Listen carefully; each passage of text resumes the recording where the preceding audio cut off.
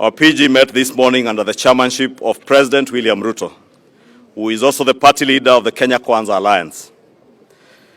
Noting the President's address to the nation on 2nd of April 2023 that called for a parliamentary bipartisan process on the reconstitution of the IEBC selection panel, the PG this morning resolves as follows.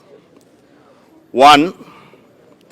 The parliamentary group agreed with the President on the need to govern the country in accordance with the Constitution and the rule of law. 2. Appreciating that the Constitution of Kenya gives Parliament the singular mandate of resolving all issues that are of concern to the people of Kenya. The parliamentary group meeting agreed with the President on a parliamentary bipartisan approach in resolving such matters. Consequently, the PG nominates the following members to lead our team in this process. 1, the Honorable Boni Khalwale, Senator Kakamega. 2, the Honorable George Murugara, the Member of Parliament, Tharaka. 3, Honorable Senator Essie Okenyuri, nominated Senator. 4, the Honorable Mwengi Mutuse, Member of Parliament, Kibwezi West. 5, the Honorable Lydia Haika, Women Representative, Taita Taveta. 6, the Honorable Senator Hilary Sigei, Senator Bomet County. And 7, the Honorable Adan Keinan, MP Eldas. The parliamentary group reaffirms our commitment to the rule of law and constitutionalism and appreciates the role of the opposition to oversight and criticize government.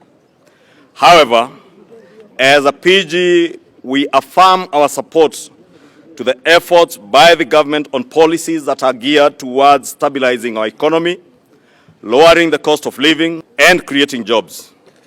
However, as a PG, we affirm our support to the efforts made by this government on policies that are geared towards stabilizing our economy, lowering the cost of living, creating jobs and incomes for majority of our people, and ensuring inclusive growth, because that is a contract that the Kenya Kwanza Alliance signed with the people of Kenya.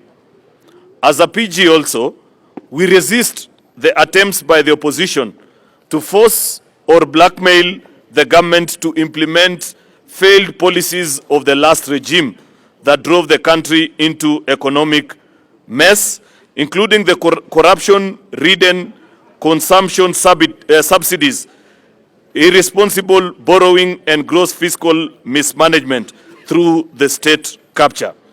We particularly support the government's policy of subsidizing production rather than consumption and the prudent fiscal management within a framework of managed debt levels. We are not refusing to take advice.